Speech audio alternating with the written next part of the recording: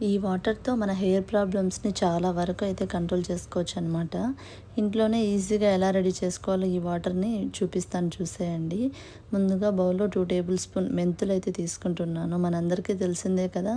మన హెయిర్‌కి మెంతులు ఎంత బాగా యూజ్ అవుతాయనేసి. Next 2 tablespoon kalonji seeds అనమాట. బ్లాక్ సీడ్స్ అని కూడా అంటారు.